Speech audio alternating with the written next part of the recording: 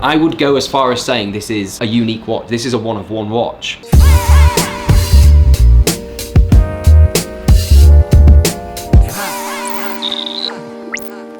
In this box is a 2021 GMT Master 2 Batgirl, so the Jubilee bracelet. I was supposed to deliver this last week, but engineering works were not my friend last week, so I need to deliver this today. I need to see some friends a bit later on, and also this week has a lot in store. I need to travel. I need to go to Copenhagen. The reason for that I will explain a little later on, but it's not something that I'm really wanting to admit publicly, but I'll share it with you because I'm an open guy. But anyway, welcome back to Watch Life, episode 35, I think. Hope you enjoyed the video. Please give it a like, subscribe if you're new, and I will see you a little bit later on. Okay, so I've actually stayed here to see the friend that I was talking about. And this is a guy that has been on my channel maybe 2 or 3 times now, but you've never seen him. And we're gonna keep it that way for now, unfortunately for you guys, but I've asked if I can show a few of his watches and he said yes. So, the first watch that I wanna show you guys is this Tiffany stamped 5711R. So, the full rose gold, Patek Philippe Nautilus, which it's a beautiful watch. My friend has had it for quite a while now, and they're very hard to get. You can only get them from the Tiffany store in New York. You cannot get this watch from retail anywhere else. So it's obviously you need to have a good relationship. But yeah, probably one of my favorites. I absolutely love it. Yeah, a beautiful watch to start with, but not the rarest watch that I want to show you. So my friend also has. I feel like if I talk about this watch, it won't do it any justice. So, do you want to explain a bit more about this Daytona? Sure, so it's a vintage Daytona, and this one I believe is 1972. It's a 6239 reference, which is the Paul Newman Daytona. Yeah. So this is known as Paul Newman because Mr. Paul Newman himself wore this particular reference, this particular color combination. This is the Paul Newman. Obviously, it's not his Paul Newman. Not his. But it is the Paul Newman. Because sometimes people will mistake or confuse the references, but you've got the 6239, right? Yes, so this is the Paul Newman one, yeah. And if it was his one, this would be worth $17.8 million. Yeah, but it's not. It's not. But it's probably worth, what would you say? A good few 100,000. Good few hundred? Maybe a bit more depending, you know, on the day at auction or something. Sure. 2 more. Do you want to quickly talk about this more? So this is a Grand Complication Patek, is what they're really famous for. So it's a combination of a perpetual calendar with chronograph. Yeah. And this is the first version of their in-house movement, but they've been making this model since, you know, the 40s, I believe, wow. 40s, 50s, for different variations. But this is now the current variation, all with their in-house model. Movement, sorry, in-house movement. Yeah. And I guess, so this watch, this is an Explorer 1, but it's not just any Explorer 1. I would go as far as saying this is a unique watch. This is a one-of-one watch. And the reason for that is, and I've talked about this in a video I made maybe half a year ago or a year ago, but then, how would you describe it? It's almost the numbering is, I'll let you. So clearly, if you can see it from the camera, you'll see, depending on the angle, the number 3 changes to a 9. Basically, Rolex made an error when they produced this watch. Yeah.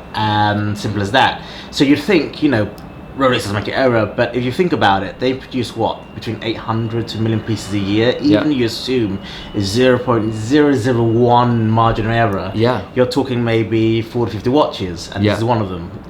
So this came full set, box and paper, plus Rolex service paper. So Rolex actually serviced this afterwards. So it's gone back to them. But the fact that this has gone through several hands, quality control, it's gone from the factory in Geneva, it's gone to the boutique, it's gone through the salespeople. So it's gone through a number of hands. And you could argue no one has spotted it because it was sold to. It was sold to a client. It was sold to someone. So where the 3 is supposed to be, the metal plating is the same as the number 9, but what you'll see is that there's like a white outline of the letter, the number 3, I should say.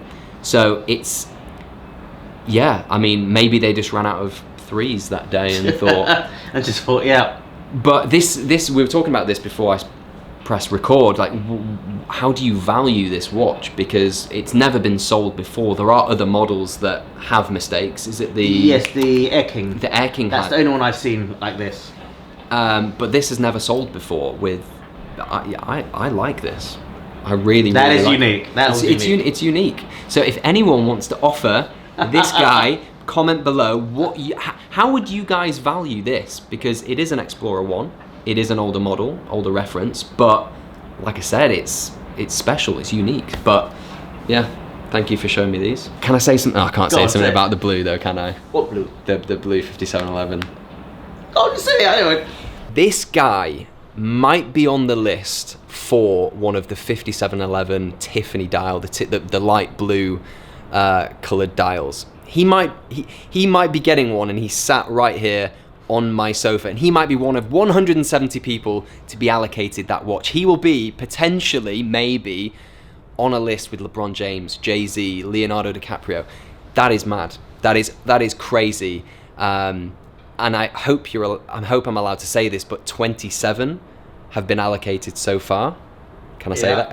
I can say that. 27 have been allocated. For any of you watch lovers that are interested to know, obviously it will take time for Patek to produce the watches and decide who they want to allocate those watches to. So thank you for the news and the information. I really hope you do get allocated one, because it's going to be featured. Would you let me feature it on I'll let you feature it when you get it. Would I be the first person that you'd like? I'll make sure you're the first. There you go, exclusivity. Exclusive rights, I like that. I'll send a contract later. But anyway, I need to now go and drop off this Batgirl, because like I said, trains were cancelled because of engineering work, so I will see you wherever I'm going. I see the crystal raindrops fall and the beauty of it all. Just had a thought. I'm now at the station. It's ridiculous to go from having a conversation with someone like that to then speaking to like my friends about just trying to get a single watch from an AD. Yeah, it's crazy, but he has been collecting watches for over 20 years, and that is how long it takes. And obviously he's quite a successful guy, so he has the funds to be able to buy a lot of watches, but just a thought. It's currently 5 AM,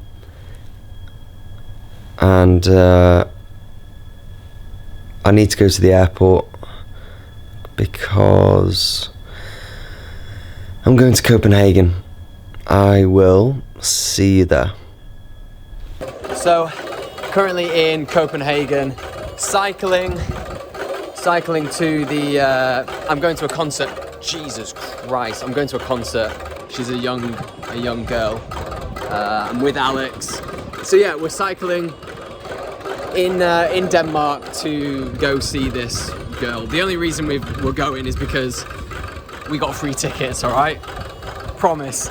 But yeah, I'll see you there. If not, I'll see you back in London. We can make it if we try, just the two of us, just the two of us. Back from Copenhagen, back to business. I'm quite literally just got back from the gym. So I picked up a 2022 unworn Batgirl yesterday. So I got back into London, travelled to Nottingham, picked up a watch. Yeah, it's a beauty. It is full set, obviously new card because it's 2022.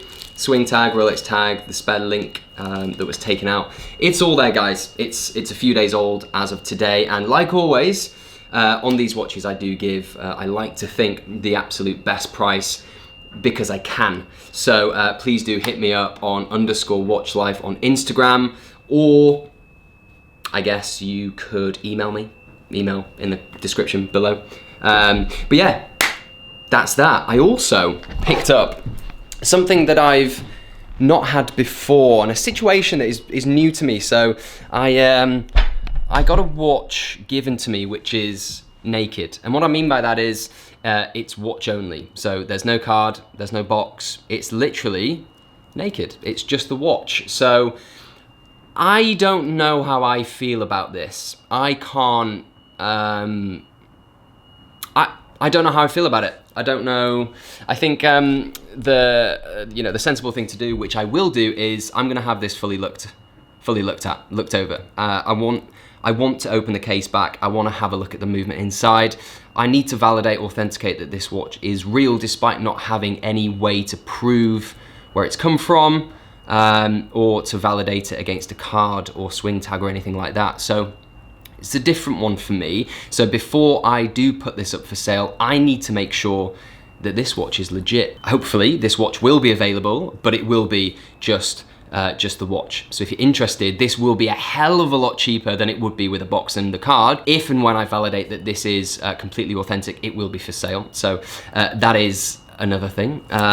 It's a nice watch. I do need to say it's a chunky old watch. If you're a bigger guy or lady, I can say, this would suit you very well if you've got big wrist, you know, if you're a bigger person. So yeah, that's that. And also, guys, I've had a bit of a think recently.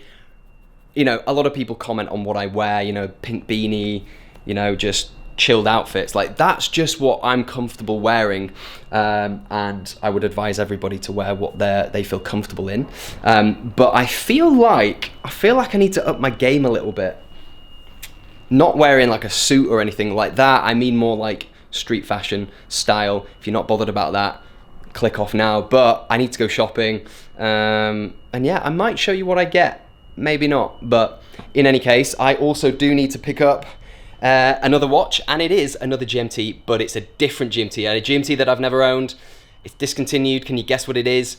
Probably. I'll see you when I have it. To make those rainbows in my mind when I think of you sometimes. All right, so just finished off a drink in Starbucks, and earlier today I did pick up the GMT that I was talking about. It's the discontinued black GMT. When I say black GMT, what I mean is, I mean the black bezel.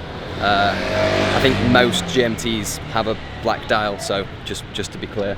Obviously, I know that there's the meteorite and the blue. Yes, okay. But yeah, I picked it up.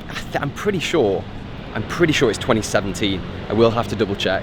But yeah, it's a really nice watch. It is for sale as of now. And I guess speaking of GMTs and error watches in the start of the video, there is a GMT that has an error. I think it's called the stick dial, where basically the writing of GMT Master 2 is slightly different, you know, separate stick.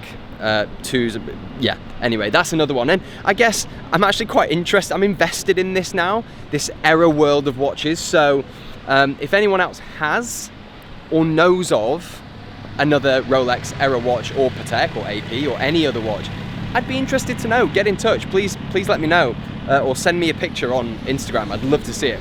But yeah, anyway, I'm in the beautiful sunny London at the moment. It's been a really good week. I did go shopping, but I'm not going to show you what I bought because it's so... The clothes that I bought are just wacky. I might show you one day, but I have a reason why I need to wear those clothes. So, and I will share that one day. But anyway, I'm waffling now. Nothing new there, I know. But yeah, I think that's the end of the video, guys. I will see you soon. Like and subscribe. Bye-bye.